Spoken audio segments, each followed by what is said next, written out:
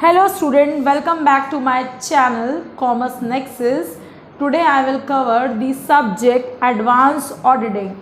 Today I will explain some important topics regarding auditing which will help the students in their examination period. These are 5 important topics I will explain today, and some more topics I will explain in my next video for examination period, which will help the students to prepare for examination.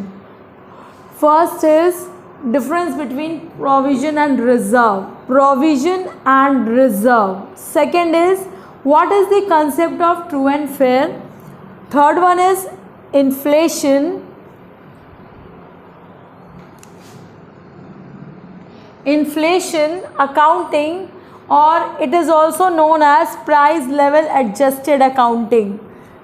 Fourth one is disqualification of company's auditor, and fifth one is auditor's rights, duties, liabilities. So these are 5 topics which I explained today. तो जैसा कि आप देख रहे हैं कि ये 5 topics है जिसे मैं आज समझाऊंगी. इसके अलावा मैं आपको कुछ और टॉपिक्स भी नेक्स्ट वीडियो में समझाऊंगी.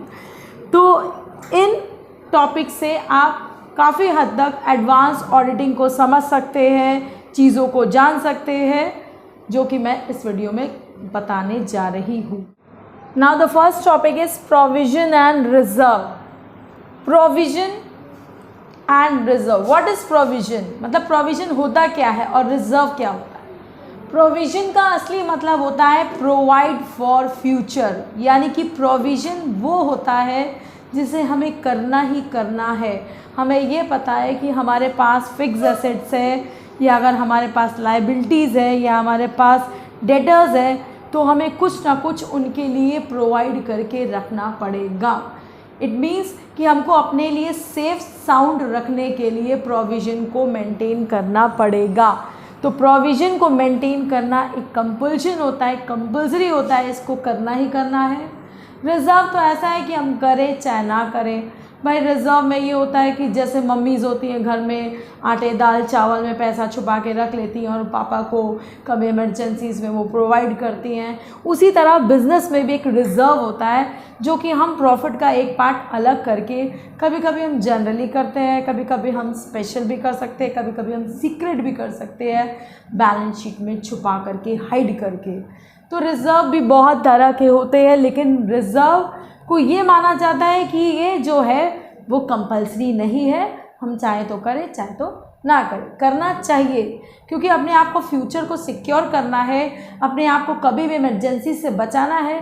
तो बिज़नेस में रिज़र्व का होना भी उतना ही इम्पॉर्टेंट होता है जितना प्रोविज़न. प्रोविज़न को एक लाइबिलिटी मान लेते हैं कि हाँ हमें ये करना ही करना है, ये कर्जा हमें चुकाना है, ये लाइबिलिटीज़ हमें पे करनी है. जबकि रिज़र्व को ये मान लेते हैं कि भाई ठीक है हमारे पास है तो हम उसको आज सेव कर रहे हैं, कल नहीं भी होगा तो नहीं भी करेंगे क्योंकि इट्स नॉट कंपल्सरी. तो ये होती है प्रोविज़न और रिज़र्व की डेफिनेशन. तो देखा जाए क्या डिफरेंसेस है जो इनको अलग करते हैं, क्या पॉइंट्स है जो इन दोनों को डिफ्रेंशिएट करते हैं. तो पहला देखा जाए कि ये क्रेडिट किया जाता है, मतलब ये क्रिएट किया जाता है बाय डेबिटिंग पीएल अकाउंट के प्रॉफिट से, यानी कि प्रॉफिट के पार्ट से इसको चाहे प्रॉफिट हो चाहे लॉस, ऐसा नहीं है क्योंकि ये कंपल्सरी है, इसे तो करना ही करना है. तो ये हम करेंगे ही करेंगे, लेकिन लॉस से थोड़ा सा कर पाना थोड़ा मुश्किल होता है, इसीलिए हम प्रॉफिट का इस्तेमाल करते हैं. रिज़र्व का ये मानना है कि हम प्रॉफिट के एक टुकड़े को अलग कर दें. जब हमारे पास अच्छी इनकम आने लगती है तो हम इन्वेस्टमेंट्स करते हैं, उसी तरह से जब हम प्रॉफिट के एक टुकड़े को अलग रख के कहीं सेव करते रहते हैं तो वो रिज़र्व का नाम दिया जाता है. सेकेंड पॉइंट है कंपल्शन. तो कंपल्शन में अभी हमने बताया कि प्रोविज़न तो कंपल्सरी है ही है, इसको हम मेंटेन करेंगे ही, जबकि हम रिज़र्व को वॉलेंट्री मानते हैं. इट्स नॉट कंपल्सरी है तो करें भाई, करने से हमें थोड़ा सा बेनिफिट मिलता है क्योंकि हम सिक्योर हो जाते हैं, तो करना चाहिए, लेकिन कंपल्शन के बेस पे ना हो करके वॉलेंट्री के बेस पे. ठीक है. नेक्स्ट पॉइंट है पर्पस. तो प्रोविज़न एक डेफिनेट पर्पस के लिए होता है, जैसे आपको पता है कि provision for depreciation fix assets है, तो वो डेप्रिसिएट होंगी, उन्हें हमें मेंटेन करना ही करना है। जैसे डेटर्स हैं तो उन पे बैड डेट्स होगा ही होगा, तो हमें प्रोविज़न मेंटेन करना है। क्रेडिटर्स हैं तो हम उनको डिस्काउंट दे सकते हैं, उस पर भी मेंटेन करना ही करना है। तो ये हो गया डेफिनेट पर्पस।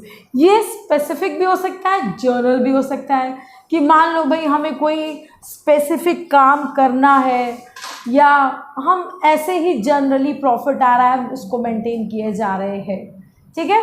जैसे भाई कभी कभी होता है कि घर में कोई शादी होती है, कोई इवेंट होता है, तो हम उसके लिए अलग से एक पिगी बैंक रखते हैं या अलग से एक पैसा कलेक्ट करना चालू हो जाते हैं कि ये हमें इस इवेंट को करना है। उसी तरह बिजनेस में भी बहुत सारे इवेंट्स होते हैं जिसके हमें स्पेसिफिक रिज़र्व की ज़रूरत पड़ती है, और वो जब रिज़र्व से काम कंप्लीट हो जाता है तो हम उसको फिर कैपिटल रिज़र्व में भेज देते हैं। जैसे कि आपने पढ़ा होगा, हमने आपको बताया था कि डिबेंचर रिडेम्पशन एक फ़ंड होता है कि जब हमें पता होता है कि डिबेंचर को इतने समय बाद रिडीम करना है तो हम उसके लिए एक फ़ंड क्रिएट कर देते हैं, वो होता है सिंकिंग फ़ंड। तो वो भी एक स्पेसिफिक फ़ंड माना जाता है और उस स्पेशल पर्पस के लिए हम सेव करके उससे रिकवर कर लेते हैं। नेक्स्ट डिफरेंस है कि देखा जाए तो यहाँ पे इसका जो नेचर है वो ये है कि इसको प्रॉफिट से डिडक्ट किया जाता है। भाई इसको करना ही करना, अभी हमने बोला है कंपल्सरी है तो हम प्रॉफिट से इसको करेंगे ही करेंगे, हर हाल में हम इसके कर्जे को चुकाएंगे। और ये है कि इन्वेस्टमेंट के रूप में देखा जाता है, सेविंग्स के रूप में देखा जाता है कि जैसे मम्मी ने आटा में, दाल चावल में पैसे छुपा छुपा के रखे और फिर इन्वेस्ट कर दिए या पापा को दे दिए, तो उसी तरह से ये भी होता है कि इन्वेस्टमेंट के रूप में ही ज़्यादा देखा जाता है। नेक्स्ट है इंटरफेयर ऑफ ऑडिटर। तो ऑडिटर जो होता है वो प्रोविजन में इंटरफेयर करेगा, क्योंकि ये होता है ट्रू और फेयर पिक्चर की वैल्यूएशन। जब हम बिजनेस के बैलेंस शीट को और उसके फाइनेंशियल स्टेटमेंट को जब हम चेक करता है ऑडिटर और उसकी ट्रूथनेस को चेक करता है, तो उसको ये देखना ज़रूरी होता है कि क्या प्रोविज़न मेंटेन किए गए या नहीं, तो वो प्रोविजंस पे जोर देगा। जबकि रिजर्व के लिए उसका कोई इंटरफेरेंस नहीं है, ये तो पता है कि वो अपनी मर्ज़ी से कर रहा है। तो जब हमको पता होता है कि हम कोई काम अपनी मर्ज़ी से कर रहे होते हैं तो उस पर घर वालों की ज़ोर ज़बरदस्ती नहीं होती। उसी तरह से यहाँ पे ऑडिटर की भी इंटरफेरेंस नहीं होगी, क्योंकि इसको पता है कि ये अपनी मर्ज़ी से किया जा रहा है। नेक्स्ट आते हैं कंपनसेटिंग। कंपनसेटिंग में हम देख सकते हैं कि ये मेनली कंपनसेट किया जाता है लॉसेस को जिसके लिए इसको बनाया गया, जैसे provision for depreciation, provision for doubtful debts, provision for discount on creditors, debtors. तो कहीं ना कहीं ये उस लॉसेस को कंपनसेट करता है।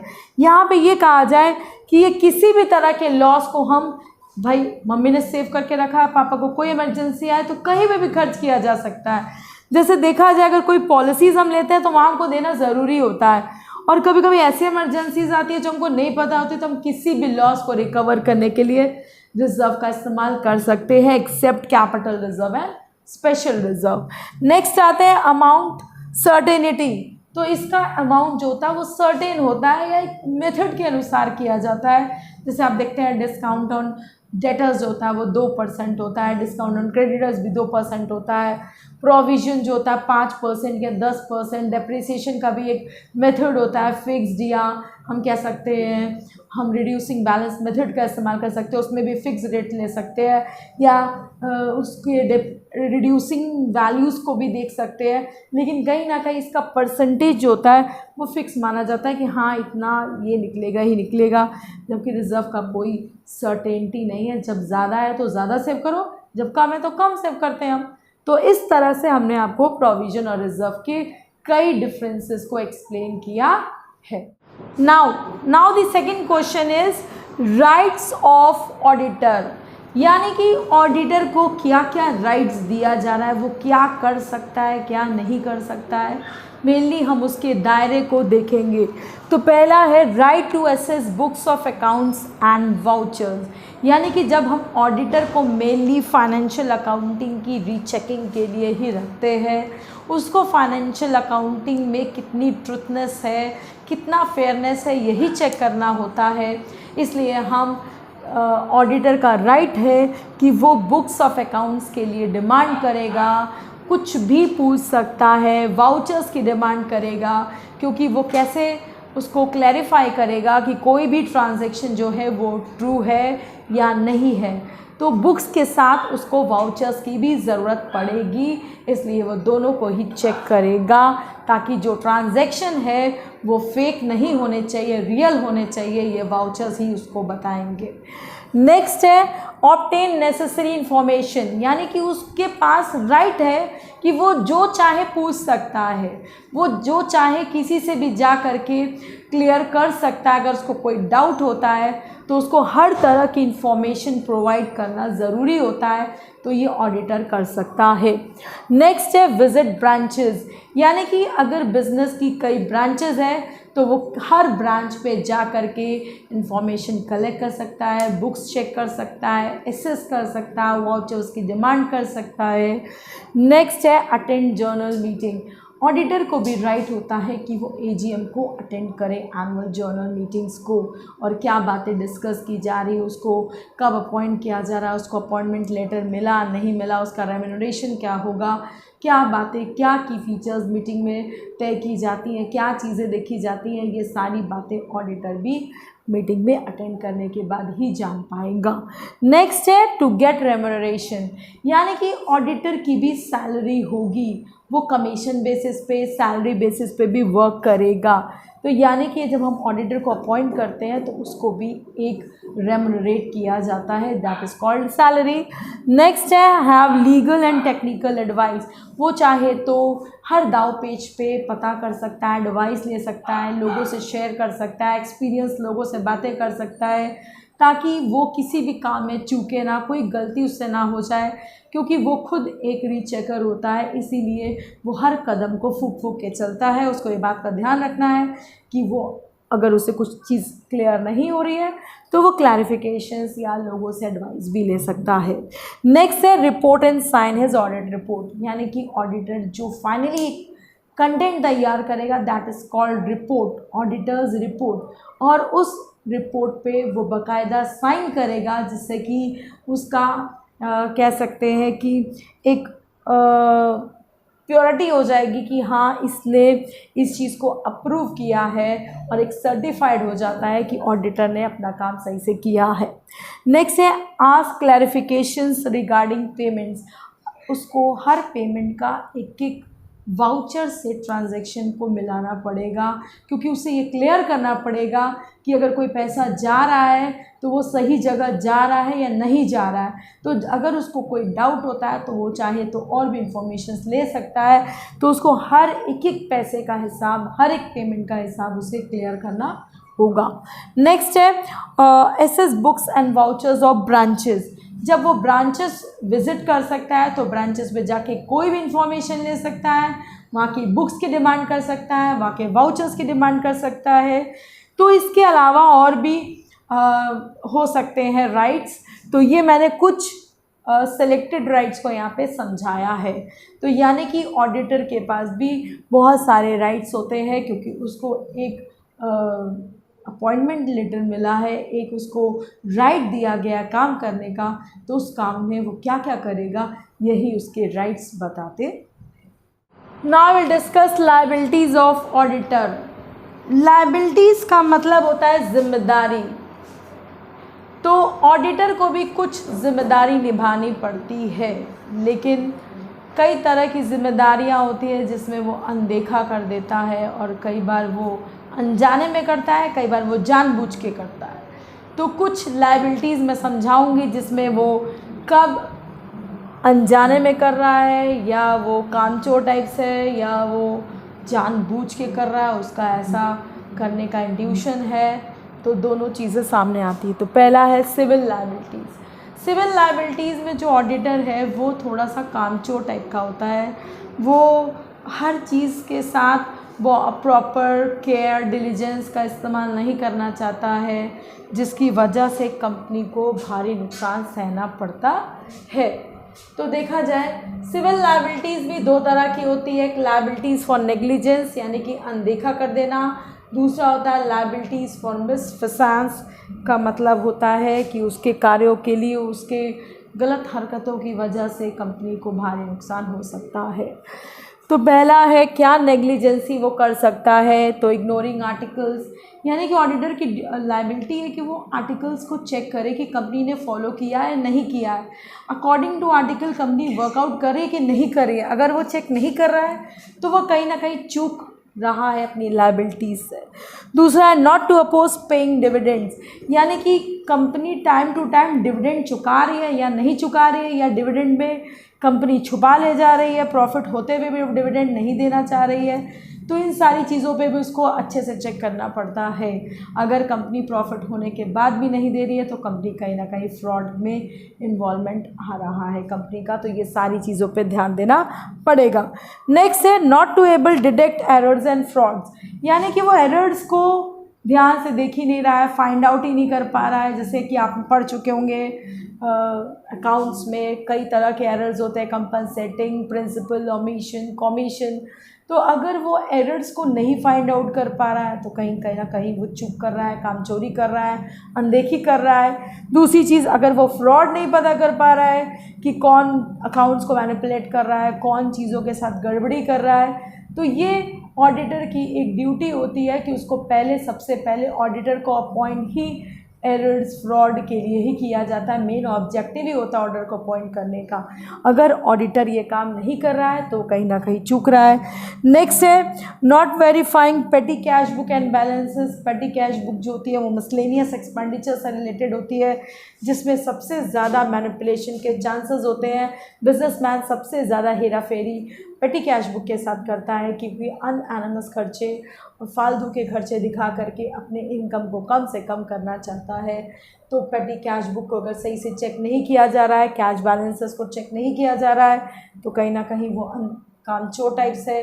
Next to work with proper care, not to work with proper care and diligence skill, यानी कि वो एक ईमानदार भी है या कह सकते हैं बहुत ज़्यादा एफिशिएंट भी है, और फिर भी वो अपनी एफिशिएंसी को नहीं दिखा रहा है, वो वर्क ही नहीं कर रहा है, वो केयर ही नहीं ले रहा है, वो इतना एफर्ट ही नहीं ले रहा है, तो कहीं ना कहीं वो नेग्लिजेंस कर रहा है। नेक्स्ट है not to give correct information, वो कंपनी को सही इन्फॉर्मेशन नहीं दे रहा है, वो जानबूझ के कम बातें बता रहा है ताकि कंपनी उस पर जोर ना दे और उस पर ज़्यादा डंडा ना करे काम करने का, तो इस वजह से भी वो काम चोरी दिखा देता है। Not to understand doubtful facts, जहाँ पे उसको डाउटफुल दिख भी रहा है तो वो जानबूझ के उसको इग्नोर कर रहा है और ये नहीं समझ रहा उसी डाउटफुल फैक्ट से कंपनी को बहुत भारी नुकसान हो सकता है। तो जहाँ पे उसको लग रहा है कि यहाँ पे कुछ गड़बड़ी है, वहाँ पे वो उस मुद्दे को नहीं उठा के दबा रहा है, तो इसका मतलब वो काम चोरी कर रहा है। फॉल्सिफिकेशन अबाउट बैड अकाउंट्स, यानी कि अगर अकाउंट्स में कुछ बैड हो रहा है या बैड डेट्स है या कुछ भी गड़बड़ी हो रहा है, लेकिन फिर भी वो उस पर प्रेशराइज नहीं कर रहा है, उस चीज़ों को फोकस नहीं कर रहा है, तो कहीं ना कहीं वो लायबल ठहराया जाएगा। नेक्स्ट है क्रिमिनल। क्रिमिनल लायबिलिटी का मतलब होता है कि जानबूझ के ऑडिटर का इन्वॉल्वमेंट होना गलत चीज़ों में।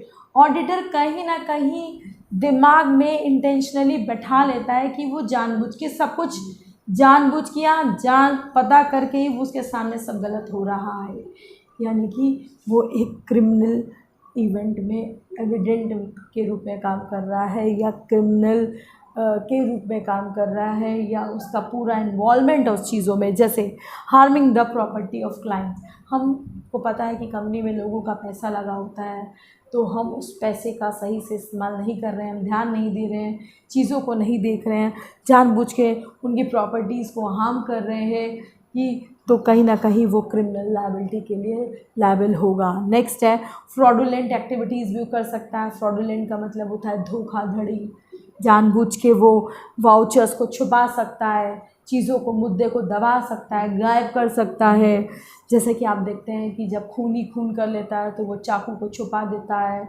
या वो पूरे कमरे में जितने भी सबूत होते हैं उसको गायब कर देता है। तो वही चीज़ यहाँ पे ऑडिटर भी कर रहा है, वो वाउचर्स को छुपा रहा है, वाउचर्स को डिस्ट्रॉय कर रहा है, जला दे रहा है, फाड़ दे रहा है, फेंक दे रहा है। तो ये सारे हथकंडे वो अपना सकता है। फिर वो जानबूझ के गलत चीज़ों को सही दे रहा है, अनट्रू अकाउंट्स को भी वो सर्टिफाई कर रहा है कि पता है ये चीज़ नहीं है, तब भी वो उस पे सर्टिफाई का मतलब होता है किसी चीज़ के बारे में जब आपको प्रूफ पता हो, जब आप क्लियर हो, क्लैरिटी हो कि ये चीज़ हुई है, तभी आप सर्टिफाई करें। अगर वो जानबूझ के गलत चीज़ों को सर्टिफाई कर रहा है तो वो कहीं ना कहीं क्रिमिनल एक्टिविटी में इन्वॉल्व है। फॉल्सिफाइंग the books of accounts, books of accounts के साथ वो छेड़छाड़ कर रहा है, वो चीज़ों को मैनिपुलेट कर दे रहा है, वो चीज़ों को बदल दे रहा है, और वो कहीं ना कहीं लोगों के साथ बिक जा रहा है या वो ख़रीद लिया जा रहा है, तो वो क्रिमिनल में इन्वॉल्व है। मॉडिफाइंग द इम्पॉर्टेंट डॉक्यूमेंट्स, जैसे कि आपने देखा है कि जो ऑडिटर्स होते हैं वो ज़्यादातर चार्टर्ड अकाउंटेंट्स होते हैं, और वो कई बार बिजनेसमैन के साथ मिल करके चीज़ों को बदल देते हैं, मॉडिफाई कर देते हैं टैक्स को इवेड करने के लिए।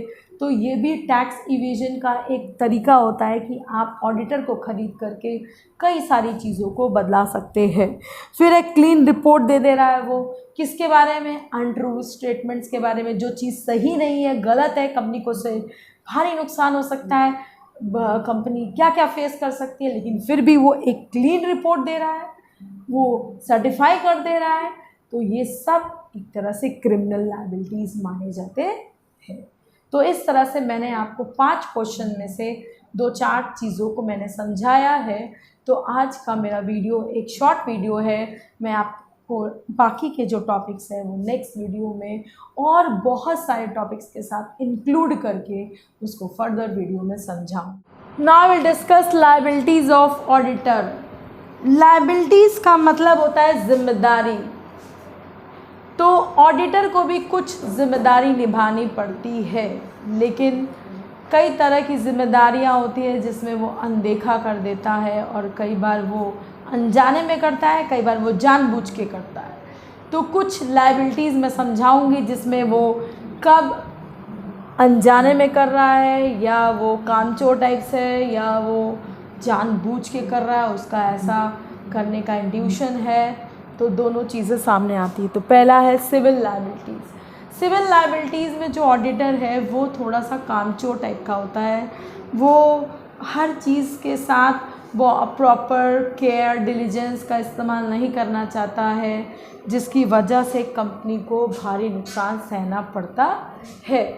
तो देखा जाए सिविल लायबिलिटीज़ भी 2 तरह की होती है। एक लायबिलिटीज़ फॉर नेग्लिजेंस यानी कि अनदेखा कर देना, दूसरा होता है लायबिलिटीज़ फॉर मिसफिसांस का मतलब होता है कि उसके कार्यों के लिए उसके गलत हरकतों की वजह से कंपनी को भारी नुकसान हो सकता है। तो पहला है क्या नेग्लिजेंसी वो कर सकता है, तो इग्नोरिंग आर्टिकल्स, यानी कि ऑडिटर की लायबिलिटी है कि वो आर्टिकल्स को चेक करे कि कंपनी ने फॉलो किया है नहीं किया है, according to article company work out करे कि नहीं करे। अगर वो चेक नहीं कर रहा है तो वो कहीं ना कहीं चूक रहा है अपनी लायबिलिटीज़ से। दूसरा है not to oppose paying dividends, यानी कि company time to time dividend चुका रही है या नहीं चुका रही है, या डिविडेंड में कंपनी छुपा ले जा रही है, प्रॉफिट होते हुए भी डिविडेंड नहीं देना चाह रही है। तो इन सारी चीज़ों पे भी उसको अच्छे से चेक करना पड़ता है। अगर कंपनी प्रॉफिट होने के बाद भी नहीं दे रही है तो कंपनी कहीं ना कहीं फ्रॉड में इन्वॉल्वमेंट आ रहा है कंपनी का। तो ये सारी चीज़ों पे ध्यान देना पड़ेगा। नेक्स्ट है not to able detect errors and frauds, यानी कि वो एरर्स को ध्यान से देख ही नहीं रहा है, फाइंड आउट ही नहीं कर पा रहा है। जैसे कि आप पढ़ चुके होंगे अकाउंट्स में कई तरह के एरर्स होते हैं, कंपनसेटिंग, प्रिंसिपल, ओमिशन, कमीशन। तो अगर वो एरर्स को नहीं फाइंड आउट कर पा रहा है तो कहीं ना कहीं वो चूक कर रहा है, कामचोरी कर रहा है, अनदेखी कर रहा है। दूसरी चीज़, अगर वो फ्रॉड नहीं पता कर पा रहा है कि कौन अकाउंट्स को मैनिपुलेट कर रहा है, कौन चीज़ों के साथ गड़बड़ी कर रहा है, तो ये ऑडिटर की एक ड्यूटी होती है कि उसको सबसे पहले ऑडिटर को अपॉइंट ही एरर्स फ्रॉड के लिए ही किया जाता है। मेन ऑब्जेक्टिव ही होता है ऑर्डर को अपॉइंट करने का। अगर ऑडिटर ये काम नहीं कर रहा है तो कहीं ना कहीं चूक रहा है। नेक्स्ट है नॉट वेरीफाइंग पेटी कैश बुक एंड बैलेंसेस। पेटी कैश बुक जो होती है वो मिसलेनियस एक्सपेंडिचर से रिलेटेड होती है, जिसमें सबसे ज़्यादा मैनिपुलेशन के चांसेस होते हैं। बिजनेसमैन सबसे ज़्यादा हेरा फेरी पेटी कैश बुक के साथ करता है, क्योंकि अनएनमस खर्चे और फालतू के खर्चे दिखा करके अपने इनकम को कम से कम करना चाहता है। तो पेटी कैश बुक को अगर सही से चेक नहीं किया जा रहा है, कैश बैलेंसेस को चेक नहीं किया जा रहा है, तो कहीं ना कहीं वो कामचोर टाइप्स है। Next to work with proper care, not to work with proper care and diligence skill, यानी कि वो एक ईमानदार भी है या कह सकते हैं बहुत ज़्यादा एफिशिएंट भी है, और फिर भी वो अपनी एफिशिएंसी को नहीं दिखा रहा है, वो वर्क ही नहीं कर रहा है, वो केयर ही नहीं ले रहा है, वो इतना एफर्ट ही नहीं ले रहा है, तो कहीं ना कहीं वो नेग्लिजेंस कर रहा है। नेक्स्ट है not to give correct information, वो कंपनी को सही इन्फॉर्मेशन नहीं दे रहा है, वो जानबूझ के कम बातें बता रहा है ताकि कंपनी उस पर जोर ना दे और उस पर ज़्यादा डंडा ना करे काम करने का, तो इस वजह से भी वो काम चोरी दिखा देता है। Not to understand doubtful facts, जहाँ पे उसको डाउटफुल दिख भी रहा है तो वो जानबूझ के उसको इग्नोर कर रहा है और ये नहीं समझ रहा उसी डाउटफुल फैक्ट से कंपनी को बहुत भारी नुकसान हो सकता है। तो जहाँ पे उसको लग रहा है कि यहाँ पे कुछ गड़बड़ी है, वहाँ पे वो उस मुद्दे को नहीं उठा के दबा रहा है, तो इसका मतलब वो काम चोरी कर रहा है। फॉल्सिफिकेशन अबाउट बैड अकाउंट्स, यानी कि अगर अकाउंट्स में कुछ बैड हो रहा है या बैड डेट्स है या कुछ भी गड़बड़ी हो रहा है, लेकिन फिर भी वो उस पर प्रेशराइज नहीं कर रहा है, उस चीज़ों को फोकस नहीं कर रहा है, तो कहीं ना कहीं वो लायबल ठहराया जाएगा। नेक्स्ट है क्रिमिनल। क्रिमिनल लायबिलिटी का मतलब होता है कि जानबूझ के ऑडिटर का इन्वॉल्वमेंट होना गलत चीज़ों में।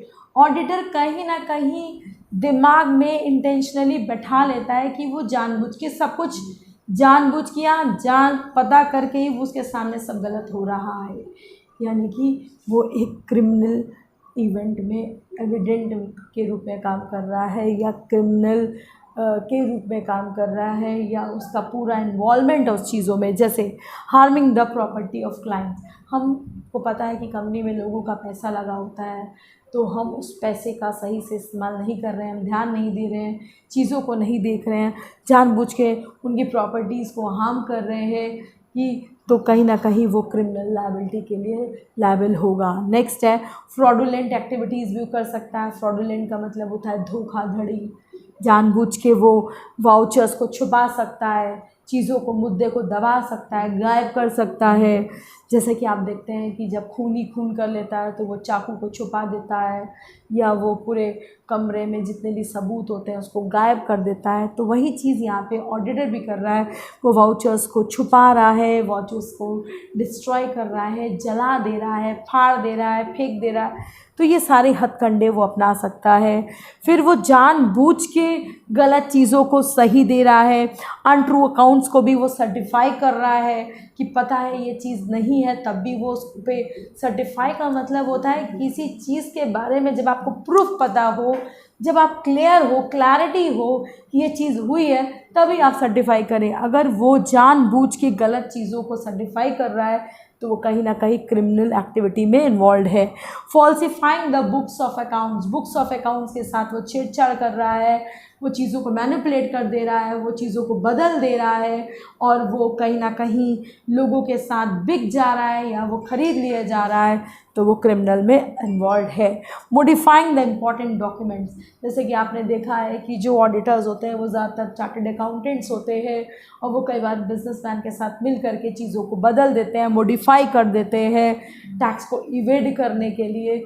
तो ये भी टैक्स इवेजन का एक तरीका होता है कि आप ऑडिटर को ख़रीद करके कई सारी चीज़ों को बदला सकते हैं। फिर एक क्लीन रिपोर्ट दे रहा है वो किसके बारे में, अनट्रू स्टेटमेंट्स के बारे में, जो चीज़ सही नहीं है, गलत है, कंपनी को से भारी नुकसान हो सकता है, कंपनी क्या क्या फेस कर सकती है, लेकिन फिर भी वो एक क्लीन रिपोर्ट दे रहा है, वो सर्टिफाई कर दे रहा है। तो ये सब एक तरह से क्रिमिनल लायबिलिटीज़ माने जाते हैं। तो इस तरह से मैंने आपको 5 क्वेश्चन में से 2-4 चीज़ों को मैंने समझाया है। तो आज का मेरा वीडियो एक शॉर्ट वीडियो है। मैं आपको बाकी के जो टॉपिक्स हैं वो नेक्स्ट वीडियो में और बहुत सारे टॉपिक्स के साथ इंक्लूड करके उसको फर्दर वीडियो में समझाऊंगी।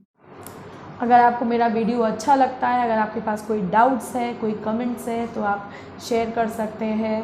तो प्लीज़ मेरे इस वीडियो को, मेरे इस चैनल को सपोर्ट करें, लाइक करें, सब्सक्राइब करें और इसको शेयर करें ताकि लोगों में ये फैल सके। और भी मैं आपको बहुत सारे इम्पॉर्टेंट टिप्स रिगार्डिंग कॉमर्स के जितने भी सब्जेक्ट्स हैं उसके बारे में मैं शॉर्ट वीडियोज़ देती रहूँगी। तो अभी मेरा चैनल नया है, मुझे आपके सपोर्ट की ज़रूरत है, इसलिए प्लीज़ मेरे चैनल को सब्सक्राइब करें, शेयर करें और लाइक करें। Thank you.